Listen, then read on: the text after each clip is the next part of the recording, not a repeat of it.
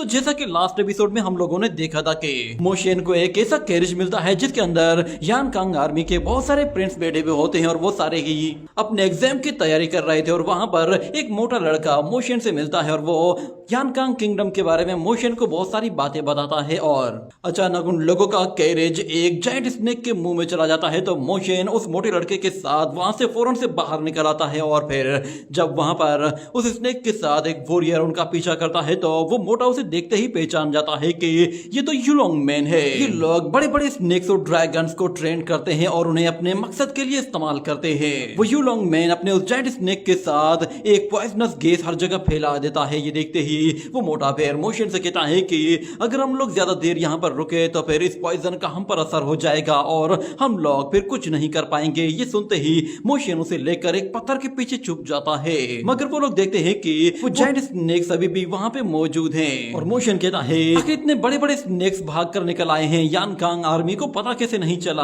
कहीं सारे युलोंग मैन्स ने यान कांग आर्मी को मार तो नहीं दिया? और इस तरफ हम लोग उस स्नेक मास्टर को देखते हैं, वो फिर से बांसुरी बजाता है और उसकी बांसुरी की आवाज सुनते ही वो मोटा डर जाता है और कहता है कि अरे नहीं, लगता है कि ये बहुत सारे स्नेक्स का इस्तेमाल करने वाला है और ये अपने उस बांसुरी के जरिए इन सारे स्नेक्स को कंट्रोल करके हमें ढूंढना चाहता है। ये सुनते ही मोशियन फिर उसे लेकर वहां से सीधे नीचे की तरफ कूद जाता है और वो स्नेक्स भी उन्हें ढूंढ लेते हैं और हमें दिखाया जाता है कि वो स्नेक्स जैसे उन पे हमला करते हैं तो मोशियन अपने बुचर नाइफ के साथ जायंट स्नेक को काट कर उसके 2 टुकड़े कर देता है। ये देखते ही वो मोटा भी जोश में आ जाता है और फौरन से अपनी पीठ पे लगे हुए बॉक्स को ओपन करते ही उसके अंदर से कुछ सोर्ड्स बाहर निकालता है और उनके साथ जायंट स्नेक की बॉडी में बहुत सारी सोर्ड्स घुसा देता है और अपनी सोर्ड्स को जैसे ही पुश करता है तो वो सोर्ड्स उस जायंट स्नेक के टुकड़े टुकड़े कर देती है। मगर वो लोग उन स्नेक से अपना पीछा नहीं छुड़ा पा रहे थे क्योंकि वो स्नेक्स काफी ज्यादा होते हैं और ऊपर से वहां पर उन दरख्तों में हमें अजीब तरह की आंखें दिखाई देती हैं। ऐसा लग रहा था कि जैसे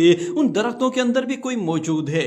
मोशियन देखता है कि वो लोग जहां जहां भी जा रहे हैं वो स्नेक उन्हें बहुत ही आसानी से ढूंढ लेते हैं और ऊपर से वो बंदा अकेले इतने ज्यादा स्नेक्स को कैसे कंट्रोल कर रहा है, ये जानकर वो लोग काफी ज्यादा परेशान हो जाते हैं। और लिंगर कहती है कि ये एक अकेला बंदा इतने ज्यादा स्नेक्स को कंट्रोल नहीं कर सकता। मुझे लगता है कि यहाँ पर और भी बहुत सारे लोग मौजूद हैं जो कि इन स्नेक्स को कंट्रोल कर रहे हैं और युलोंग मैन को हमारी डायरेक्शन के बारे में बता रहे हैं कि हम लोग कहाँ हैं। वो लोग उन जायंट स्नेक्स से बचते हुए दूर भागने की कोशिश करते हैं, मगर उसके बावजूद भी वो स्नेक्स उन्हें चारों तरफ से घेर लेते हैं। उनके पास भागने का कोई भी रास्ता नहीं बचा होता, जिस पर वो लोग भी काफी परेशान होते हैं कि आखिर यहाँ पे सिचुएशन समझ में नहीं आ रही कि कौन कहां से इन स्नेक्स को कंट्रोल कर रहा है। और फिर वहां पर वो यंग मास्टर भी उन लोगों की तरफ आ रहा होता है और वो फिर से एक बांसुरी बजाता है तो मोशियन देखता है कि उसके बिल्कुल नीचे से कोई चीज निकलने वाली है। वो बहुत ही बड़ा जायंट स्नेक होता है और मोशियन जैसे ऊपर की तरफ जाता है तो वो स्नेक उसे अपने मुंह में जिंदा ही निकल लेता है। ये देखते ही वो मोटा तो बिल्कुल हक्का बक्का रह जाता है और दूसरी तरफ वो युलोंग मैन भी बिल्कुल शांत हो जाता है और अपनी बांसुरी बजाना बंद कर देता है। उसे लगा कि उसका काम अब आसान हो गया है। मगर दूसरी तरफ हम उन स्नेक्स को देखते हैं, मोशियन उस स्नेक के अंदर ही उसे मारना शुरू कर देता है जिसकी वजह से वो स्नेक्स झटपटा रहा होता है। हम देखते हैं कि मोशियन अपने बुचर नाइफ का इस्तेमाल करते हुए उस स्नेक की बॉडी को काट कर उसके टुकड़े टुकड़े कर देता है। ये देखते ही बाकी के स्नेक्स भी उसकी तरफ झपटने की कोशिश करते हैं तो मोशियन फिर से बुचर को इस्तेमाल करता है और सामने आने वाले जितने भी स्नेक्स होते हैं उन्हें भी बुरी तरह से पछाड़ देता है। और दूसरी तरफ वो मोटा भी उसका साथ देते हुए अपनी सोर्ड्स निकालता है और अपनी मल्टी सोर्ड्स के जरिए भी वहां पर स्नेक्स के साथ भरपूर मुकाबला करता है। और यहाँ पर मोशियन जैसे ही 9 हेवन आई को एक्टिवेट करता है तो उसे छुपे हुए दुश्मन दिखाई देते हैं, जिसके बाद मोशियन अपना बुचर नाइफ लेते ही एक दरख्त पर हमला करते ही उसे बीच में से काटते हुए सीधा उस आदमी तक जा पहुंचता है जो कि उस दरख्त के बीच में छुपा हुआ था। मोशियन ने उस दरख्त को बीच में से काट कर उस आदमी का भी काम तमाम कर दिया था। और दूसरी तरफ मोटा और लिंगर जब ये देखते हैं तो उन्हें भी यकीन नहीं आता कि दरख्तों के अंदर भी ये लोग छुप सकते हैं। और वो मोटा कहता है ये सारे के सारे युलोंग मैन के ही डिसाइपल्स हैं। तो लिंगर कहती है इसका मतलब ये है कि बाकी सारे दरख्तों में भी ये सारे ही लोग छुपे हुए होंगे। इतना कहने की ही देर थी कि युलोंग मैन डिसाइपल्स पे आहिस्ता आहिस्ता उन दरख्तों से बाहर आना शुरू हो जाते हैं। वो सारे इस तरफ बाहर निकल रहे होते हैं कि वो दरख्त जैसे उनके लिए छुपने की बहुत ही आसान सी जगह हो, वो उन्हें पूरी तरह से कंट्रोल कर रहे होते हैं। और फिर देखते ही वहां पर बहुत सारे युलोंग मैन डिसाइपल्स अपीयर हो जाते हैं, जिसका मतलब था कि मोशियन अब बहुत बड़े खतरे में था क्योंकि वो जंगल पूरी तरह से युलोंग मैन डिसाइपल्स से भरा हुआ था। उसके बाद फिर हमें दिखाया जाता है जैसे ही वो सारे के सारे डिसाइपल्स एक साथ ही अपनी वो फ्लूट बजाना शुरू करते हैं तो दूर दूर से जितने भी स्नेक्स होते हैं वो सारे के सारे उनकी तरफ अट्रैक्ट होते हैं और खींचे चले आते हैं। वो सारे के सारे मोशेन को और उसके दोस्तों को चारों तरफ से घेर लेते हैं और मोशेन उस मोटे से कहता है कि युनशोंग तुम ऐसा करो कि तुम लेफ्ट साइड वालों को डील करो, मैं राइट साइड वालों को देखता हूँ। और वो लिंगर से कहता है कि उस स्नेक क्राउन ने जो पॉइजनस की यहाँ पे फैलाई हुई है तुम्हें इसे यहाँ से हटाना होगा। ये कहने के साथ वो उसे पकड़कर हवा में ऊपर उछालता है तो लिंगर अपनी टेल्स का इस्तेमाल करते हुए एक बहुत ही जोरदार एयर प्रेशर जनरेट करती है जिसके साथ वो जितना भी फ्यूम होता है वहां पे सारा का सारा खत्म कर देती है। और मोशन मौके का फायदा उठाते ही उन स्नेक्स के ऊपर टूट पड़ता है। वो स्नेक्स उसे पकड़ने की पूरी कोशिश करते हैं मगर उसका कोई फायदा नहीं होता। और यहाँ पे हम लोग युनशोंग को देखते हैं, वो भी अपना वो बॉक्स ओपन करता है और उसके साथ वहां पर मल्टीपल सोर्ड्स को बाहर निकाल लेता है। अपने यान कांग सोर्ड स्किल्स होते हैं जिसके जरिए वो बहुत ही आसानी से अपने दुश्मनों को मार सकता है मगर अचानक उसे भी जब खतरा महसूस होता है तो मोशन उसकी मदद करने पहुंच जाता है। वो दोनों ही यहाँ पर स्नेक्स का जमकर मुकाबला कर रहे होते हैं मगर उसके बावजूद भी वो लोग अभी भी यहाँ पर उन स्नेक्स को खत्म नहीं कर पा रहे थे क्योंकि एक के बाद एक स्नेक आता जा रहा था और उन लोगों की परेशानी बढ़ती जा रही थी। मगर मोशन भी यहाँ पे हार मानने वाला नहीं था। वो अपने बुचर नाइफ का इस्तेमाल करते हुए अपने सारे के सारे दुश्मनों को मलिया मेट करता जा रहा था जैसे कि वो उसके आगे कुछ भी ना हो। मगर उसके लिए वहां पर उस मोटे को संभालना ज्यादा मुश्किल लग रहा था क्योंकि वो अकेला तो दुश्मनों का मुकाबला कर सकता है मगर साथ में दूसरे लोगों को प्रोटेक्ट करना उसके लिए और भी ज्यादा मुश्किल लग रहा था क्योंकि वो मोटा और वो लिंगर दोनों बहुत ही वीक थे और चारों तरफ से स्नेक्स के साथ घिरे हुए होते हैं। मगर इतने में अचानक हमें कुछ वॉरियर्स को घोड़ों पर आते हुए दिखाया जाता है। वो आते साथ ही उन स्नेक्स के पीछे पड़ जाते हैं और उन्हें मारना शुरू कर देते हैं। ये देखकर मोशन और युनशोंग दोनों ही हैरान हो जाते हैं। वो सारे के सारे असल में यान कांग सोल्जर्स थे जो कि उन लोगों की मदद करने के लिए पहुंच गए थे। यान कांग आर्मी को वहां पर देखते ही वो युलोंग मैन फौरन से अपने सोल्जर से कहता है कि चलो हमें वापस पीछे हटना होगा। मगर वहां पर व्हाइट टाइगर आर्मी पहुंच गई थी और वो आर्मी किसी को भी भागने का मौका नहीं देती। और यहाँ पर युनशोंग वो मोशन से कह रहा होता है कि बेफिक्र हो जाओ, ये सारे हमारे ही लोग हैं, ये सब व्हाइट टाइगर आर्मी के सोल्जर्स हैं, ये यहाँ पर आ गए हैं तो इसका मतलब है कि हम लोग अब बिल्कुल सेफ हैं। और फिर हमें दिखाया जाता है वहां पर एरोस की बौछार हो जाती है जो कि सारे युलोंग मैन्स पर जाकर हिट करना शुरू करती है तो बहुत सारे लोग वहीं पर ही गिर कर मर जाते हैं और बहुत सारे लोग वहां पर युलोंग मैन के यंग मास्टर के साथ अपनी जान बचाकर भाग निकलने में कामयाब हो जाते हैं। मगर व्हाइट टाइगर आर्मी अभी भी उनका पीछा नहीं छोड़ रही थी। और फिर मोशन के पीछे हमें एक जनरल को आते हुए दिखाया जाता है। वो सोल्जर्स कहते हैं कि जनरल, 2 प्रिंस अभी भी जिंदा हैं। उसे वहां पर देखकर मोशन कहता है कि अच्छा तो ये जनरल यून है, इसी के बारे में ही इसकी सिस्टर चू यू ने मुझे बताया था। ये दोनों देखने में बिल्कुल एक जैसे ही हैं और यही है जो कि व्हाइट टाइगर आर्मी को लीड करता है। मगर यहाँ पर जनरल मोशन से कहता है कि मैं तुम्हें यहाँ पर पहली मर्तबा देख रहा हूँ। तो मोशन उसे बताता है कि मैं असल कैपिटल की तरफ जा रहा था मगर शिशियान सेक के लोगों ने मेरे ऊपर हमला कर दिया था जिसकी वजह से सिस्टर चूयू ने मेरी मदद की और उन्होंने ही मुझे ये टोकन दिया है। वो अपने ट्रूप को लेकर शिशियान सेक की तरफ जा रही थी। मैं नहीं जानता कि वहाँ पर किस तरह की बैटल हुई है और कौन उस बैटल में जीता होगा। मगर वो जनरल कहता है कि तुम बेफिक्र हो जाओ, सिस्टर ने जाते ही उन मास्टर्स की छुट्टी कर दी है और हम लोग वो बैटल जीत चुके हैं। तुम शिशियान से भागकर यहाँ पर आए हो तो तुम हमारे साथ हमारे कैपिटल में चल सकते हो और वहाँ पर स्टडी भी कर सकते हो। अगर तुम्हें कैपिटल में कोई भी मसला हो तो तुम सीधा मेरे पास चले आना। मगर इतने में अचानक वहाँ पर वो 7th प्रिंसेस भी आ जाती है और मोशन को देखते ही पहचान जाती है और कहती है कि तुम यहाँ पे क्या कर रहे हो, क्या तुम भी हमारे साथ कैपिटल सिटी की तरफ जा रहे हो। उसे देखते ही मोशन कहता है कि ये मोटी यहाँ पे है। ये सुनते ही वो मोटी फिर एक जोरदार हैमर जमीन पर फेंकती है और गुस्से में भड़क जाती है। मगर मोशन कहता है कि गोल चेहरे का मतलब ये नहीं कि आप बदसूरत हैं, इसीलिए प्लीज आप थोड़ा सा शांत हो जाइए। और वो मोटा कहता है कि क्या ये प्रिंसेस है, इसका मतलब ये है कि 7th प्रिंस के भेष में 7th प्रिंसेस थी। ये कहने के साथ ही वो उसके आगे झुक जाता है और कहता है कि 7th प्रिंसेस आपसे मिलकर बहुत अच्छा लगा। और फिर वो दिल ही दिल में कहता है कि मैंने 7th प्रिंसेस के बारे में सुना था, उसे मर्दों जैसा गेटअप करने का बहुत शौक है ताकि वो भी आर्मी के बीच में रहकर ट्रेनिंग कर सके और लोगों को ट्रेन करे। आज पहली मर्तबा अपनी आंखों के सामने प्रिंसेस को देख रहा हूँ। और फिर वो मोशन से कहता है कि ब्रदर मेरी तरफ आओ, मेरे ख्याल से तुम इस लड़की को जो समझ रहे हो ये उससे बहुत ज्यादा बढ़कर है।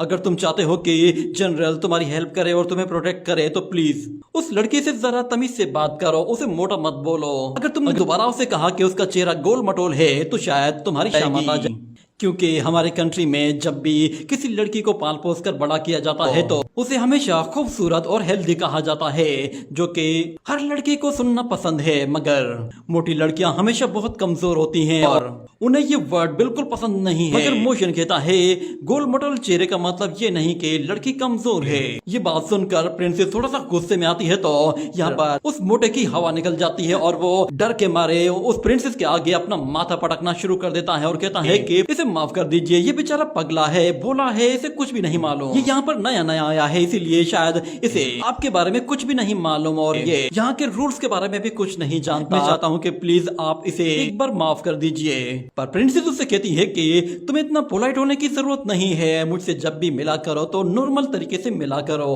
और वैसे भी हम लोग एक दूसरे को काफी टाइम से जानते हैं। मेरे बारे में इस तरह की बातें सिर्फ यही लड़का बोल सकता है और किसी को इसकी इजाजत नहीं है।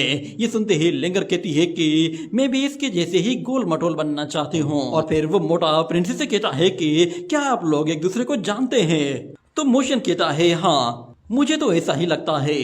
और यहाँ पे ये बात उस मोटे को और भी ज्यादा चौंका देती है कि वो अकेला ही एक बेवकूफ है जिसे न प्रिंसेस के बारे में मालूम था न ही इस लड़के के बारे में। अब मुझे पता चल रहा है कि इसके नाम के आगे किन क्यों लगा हुआ है। ये जरूर जनरल का कोई रिलेटिव होगा और उसकी पर्सनैलिटी देखकर तो लग रहा है कि शायद ये प्रिंसेस के साथ किसी क्लोज रिलेशन में है, जब तो इसके कपड़े इतने शानदार हैं और उसकी सूट भी काफी हाई ग्रेड की लग रही है। मगर प्रिंसेस ने अभी इसे एक काउ हर्डिंग बॉय कहा था। आखिर इस लड़के की रियल आइडेंटिटी है क्या? और ऊपर से एक किन फैमिली कैपिटल सिटी में क्या कर रही है और उसके कितने रिलेशन है इसके साथ? मैंने पहले कभी भी इस लड़के को कैपिटल सिटी में देखा भी नहीं था, न ही मैंने किन फैमिली के किसी ऐसे लड़के के बारे में सुना है जो कि काउ हर्डिंग बॉय हो। ये बातें सोच सोच कर ही उसका दिमाग घूम जाता है और वो कहता है कि ये बातें मेरी समझ से बहुत दूर है। इस तरफ वो जनरल प्रिंसेस से कह रहा होता है कि यू लॉन्ग मैन काफी ज्यादा पावरफुल है। मुझे लगता है कि वो लोग यहाँ पर दोबारा भी कभी आकर हमला कर सकते हैं, इसीलिए हमें जल्द से जल्द दोनों प्रिंस को कैपिटल सिटी तक पहुंचा देना चाहिए। तो प्रिंसेस कहती है कि ठीक है फौरन से कैपिटल सिटी की तरफ चलो। और वो जनरल फिर अपनी आर्मी से कहता है कि सब लोग फौरन से अपने कैरेज को मोड़ो और हम लोग अब कैपिटल सिटी की तरफ जा रहे हैं। हमें दोनों यंग प्रिंस को और प्रिंसेस को कैपिटल सिटी तक पहुंचाना है। अगले सीन में हमें दोबारा से एक गोल्डन ईगल बर्ड को दिखाया जाता है जो कि ग्राउंड में आसपास हर एक मूवमेंट पर नजर रख रहा होता है। और जब वो लोग यान किंगडम कैपिटल सिटी के करीब पहुंचते हैं तो वो लोग देखते हैं कि वहां पर 9 अलग अलग ड्रैगन स्टेचूज मौजूद हैं, जिस पर रूअल लिंगर कहती है कि ये 9 ड्रैगन्स तो 9 माउंटेन्स की तरह लग रहे हैं। और फिर वो मोटा उसे बताता है कि तुमने बिल्कुल सही कहा, ये 9 ड्रैगन्स असल में 9 माउंटेन्स की तरह हैं, मगर ये हमारे सिटी को गार्ड करते हैं ताकि कोई भी दुश्मन चोरी छुपे हमारे सिटी में एंटर ना कर सके। इतने में मोशन अपनी 9 हेवन आई को एक्टिवेट कर देता है तो उसे नजर आता है कि वो ड्रैगन स्टेचूज असल में रियल ड्रैगन है।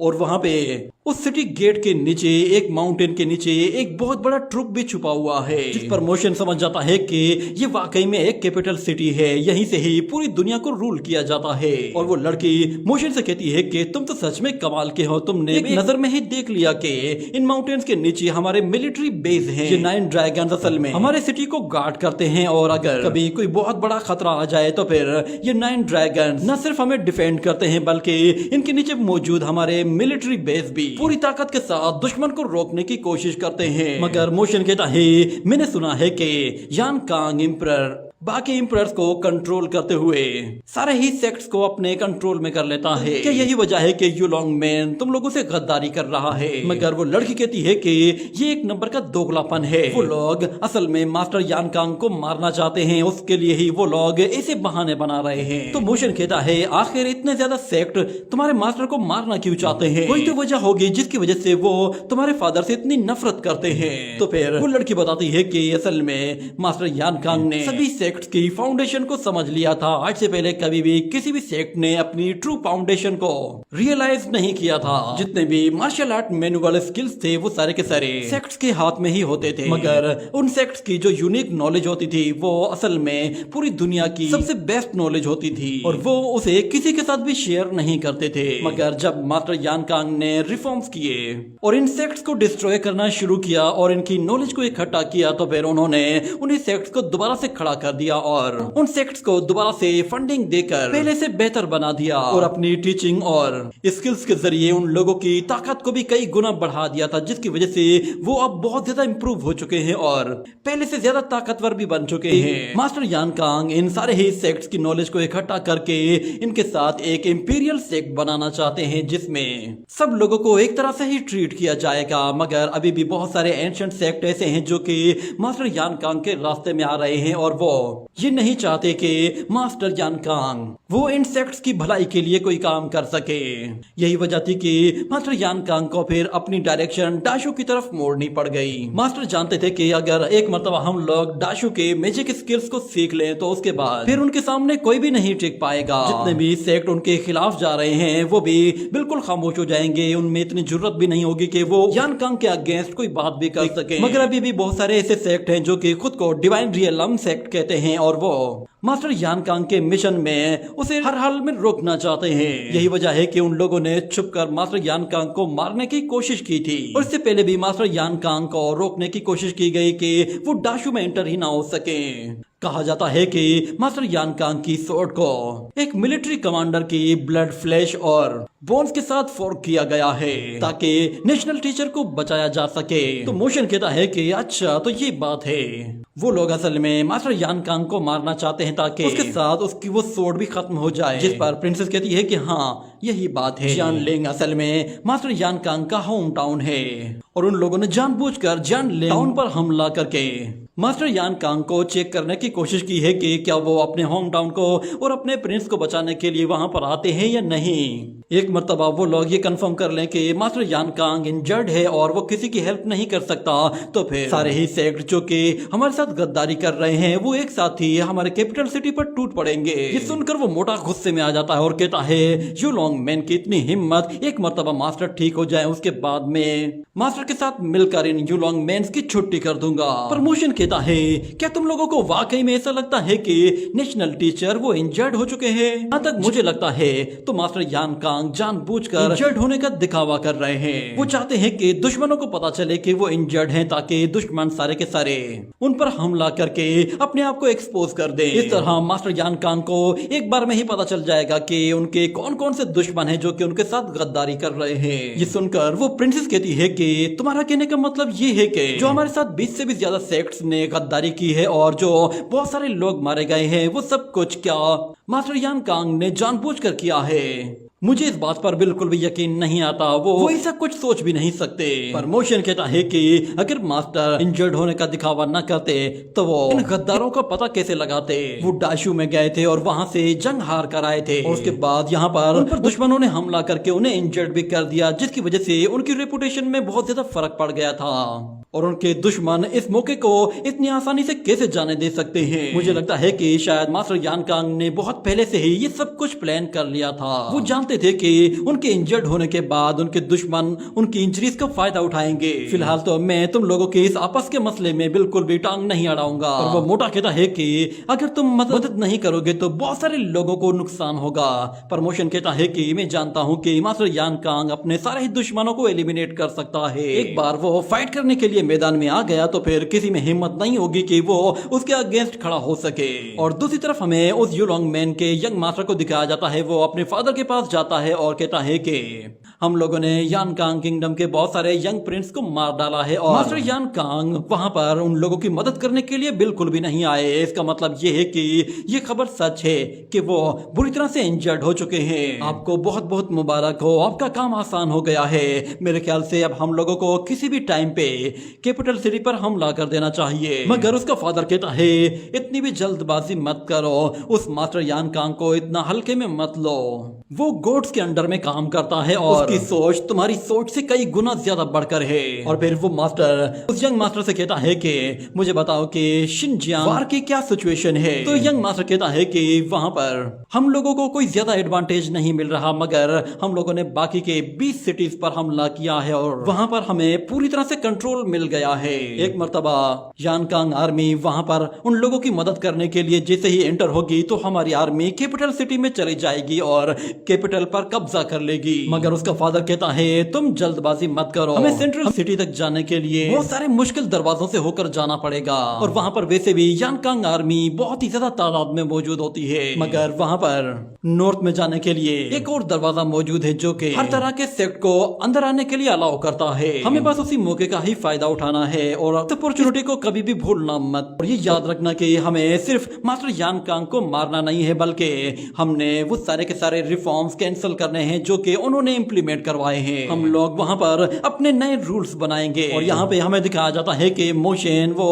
7th प्रिंसेस के साथ कैपिटल सिटी में आ गया होता है और वो कहता है कि हम लोगों को कैरिज में आना चाहिए था, वो ज्यादा कंफर्टेबल होता। मगर वो लड़की कहती है कि टेंशन मत लो, अब हम लोग आ चुके हैं। मोशन उन पैलेस को देखता है तो वो बहुत ही ज्यादा बड़े होते हैं, बल्कि उनके पीछे तो उससे भी बड़े बड़े पैलेस मौजूद होते हैं, जिस पर वो बिल्कुल हैरान हो जाता है कि सच में यानकांग किंगडम लाजवाब है। वो लोग मोशन से पूछते हैं कि तुम यहाँ पर कहाँ रुकना चाहोगे, क्या तुम्हें यहाँ पे किसी का अता पता मालूम है। तो मोटा युनशियोंग कहता है कि मैं इसे अपने साथ ले जाता हूँ, क्योंकि इसने मेरी मदद की है तो मैं इसे अपने साथ अपने पैलेस में ले जाऊंगा।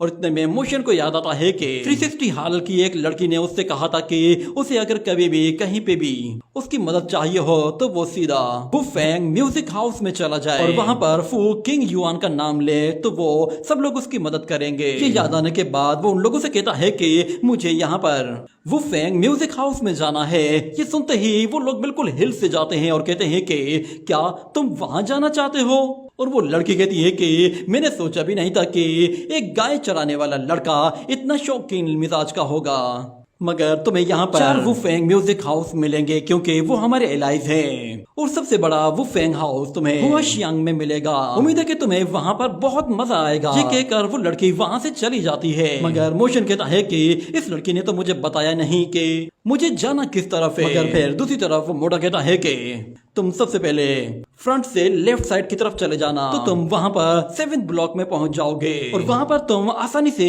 उन लोगों का बैनर भी देख सकते हो। और अब ये मत पूछ लेना कि मुझे उनके बारे में कैसे पता है। ये कहने के साथ वो भी वहां से 9 तो 11 हो जाता है और जाते हुए उससे कहता है कि अपना ख्याल रखना। तो मोशन उस वुफेंग म्यूजिक हाउस को ढूंढते हुए उस मोटे की बात को याद करता है और कहता है उसने मुझे अपना ख्याल रखने के लिए कहा था, आखिर वुफेंग म्यूजिक हाउस में ऐसा क्या है। ये कहने के बाद वो एक घर के सामने जाकर खड़ा हो जाता है तो उसे वहां पर वुफेंग म्यूजिक हाउस का बैनर दिखाई देता है जिस पर वो कहता है कि जरूर यही वो जगह है। ये कहने के साथ ही वो जैसे ही वहां पे जाकर दरवाजा खटखटाता है तो अंदर से एक लड़की की आवाज आती है कि कौन हो तुम और यहाँ पे क्या कर रहे हो। तो मोशन कहता है कि मैं यहाँ पर फू किंग यू से मिलने आया हूँ। तो वो लड़की कहती है कि सिस्टर से तुम्हें क्या काम है और तुम्हारा नाम क्या है। तो मोशन उसे अपना नाम बताता है तो अंदर फिर खलबली से मच जाती है और वो लोग कहते हैं कि क्या ये वाकई में यंग मास्टर है। और यहाँ पर मोशन परेशान होता है कि आखिर अंदर चल क्या रहा है। कुछ ही देर में वो लड़कियां जैसे ही दरवाजा खोलती हैं तो वो मोशन को वेलकम करने के लिए वहां पर उसके ऊपर फूलों की बारिश करते हैं और नाचते हुए उसे वहां पर वेलकम करती हैं, जिस पर मोशन को भी खुद यकीन नहीं आ रहा होता कि ये लड़कियां इसे इस तरह वेलकम करेंगी। मगर वो लड़कियां तो मोशन पर फिदा हो चुकी थी और वो कहती हैं यंग मास्टर तो सच में काफी हैंडसम है। और एक लड़की उससे पूछती है क्या तुम्हारी शादी हो चुकी है। मोशन इन लड़कियों में घिर चुका होता है और उसे समझ में नहीं आ रहा था कि वो यहाँ से कैसे निकले। मगर वहां पर फू किंग यू भी आ जाती है और कहती है कि लड़कियों जरा साइड पे हो जाओ, यंग मास्टर काफी थका हुआ है क्योंकि वो काफी लंबा ट्रेवल करके आया है, इसीलिए उसके आराम का इंतजाम करो और उसके लिए चाय बनाओ। सुनकर लड़कियां फौरन से वहां से चली जाती हैं और किंग यू कहती है कि यंग मास्टर लगता है कि आप नहीं जानते कि जब लड़कियों में घिर जाएं तो कैसे निकला जाता है। मगर आप बेफिक्र हो जाएं, अब मैं आपके साथ हूं और आप काफी थके हुए हैं तो क्यों ना आप पहले जाकर अपने कमरे में आराम कर लें। ये कहने के साथ वो उसे वहां से ले जाती है और उसके साथ ही ये एपिसोड यहीं पे ही एंड हो जाता है।